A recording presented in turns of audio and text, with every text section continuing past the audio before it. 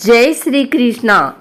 आज दधीची जयंती पर आइए सुनते हैं ऋषि दधीची की यह कथा।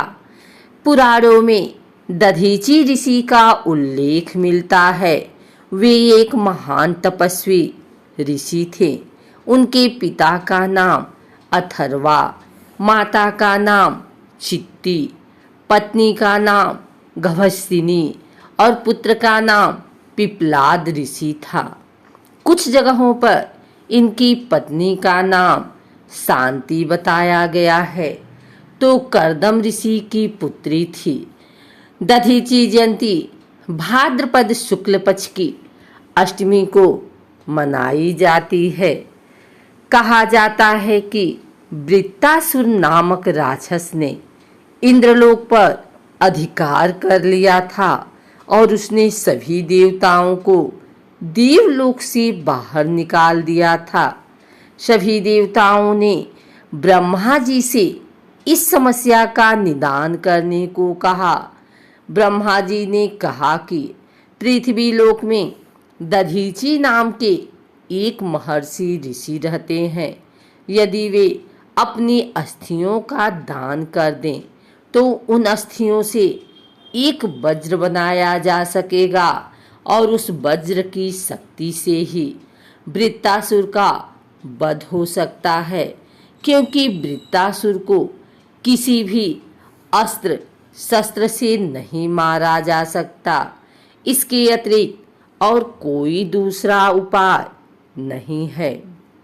देवराज इंद्र महर्षि दधीची के पास जाना नहीं चाहते थे, क्योंकि इंद्र ने एक बार दधीची ऋषि की तपस्या भंग करने का प्रयास किया था और उनका अपमान भी किया था। दरअसल महर्षि दधीची ब्रह्म विद्या जानते थे और इंद्र उनसे यह विद्या सीखना चाहता था, परंतु दधीची ऋषि ने यह कहकर इनकार कर दिया था कि तुम इस योग्य नहीं हो। यह सुनकर इंद्र ने कहा कि यदि तुम किसी और को यह विद्या दोगे तो मैं तुम्हारा सिर धड़ से अलग कर दूंगा। महर्षि दधीची ने कहा कि यदि कोई योग्य व्यक्ति मेरे पास आएगा तो मैं उसे जरूर यह विद्या दूंगा।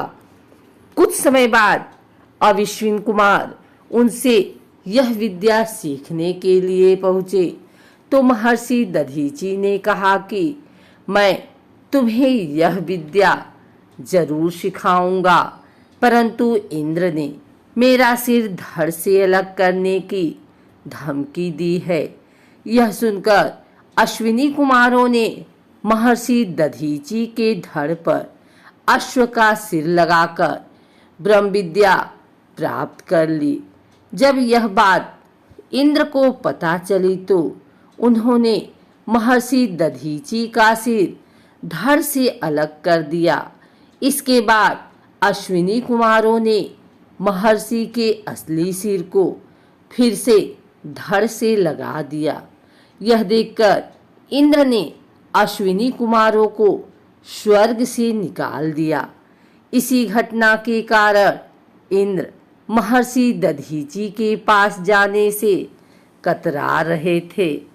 फिर जब वृत्तासुर का अत्याचार बढ़ने लगा तो आखिरकार इंद्र को महर्षि दधीची के पास जाना ही पड़ा और उन्होंने उनसे अपनी अस्थियां देने की प्रार्थना की।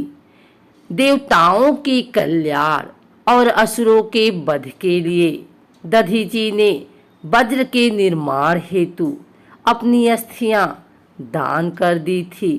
बाद में जब दधीची की पत्नी गभस्तिनी को यह पता चला तो वह सती होने लगी, तो देवताओं ने उसे रोका और कहा कि तुम तो गर्भवती हो, परंतु गभस्तिनी नहीं मानी।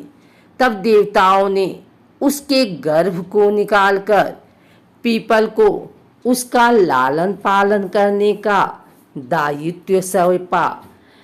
पीपल ने ही उस गर्भ को पाला। इसी कारण दधीची के पुत्र का नाम पिपलाद हुआ। देवताओं ने दधीची की रीढ़ की हड्डी से एक हथियार बनाया जिसका नाम वज्र रखा गया। वृत्तासुर एक शक्तिशाली असुर था जिसने देवताओं के नगरों पर कई बार आक्रमण करके उनकी नाक में दम कर रखा था। अंत में इंद्र ने मोर्चा संभाला और उससे उनका घोर युद्ध हुआ जिसमें वृत्तासुर का वध हुआ। इंद्र के इस वीरतापूर्ण कार्य के कारण चारों ओर उनकी जय जयकार और प्रशंसा होने लगी थी। कहते हैं कि बची हुई हड्डियों से और भी हथियार बने थे।